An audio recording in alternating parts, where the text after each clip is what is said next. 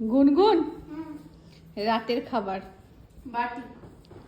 হ্যাঁ বাটি বাটি গরম। হ্যাঁ খুব গরম। একজন কমেন্টে লিখেছে যে আপনার মেয়ের মুখে এত অসন্তোষ কেন, ও মনে হয় আপনার ভিডিওতে থাকতে পছন্দ করে না। গুনগুন ইজ ভেরি আনহ্যাপি। আজকে তো বাঁধলে না আমাকে।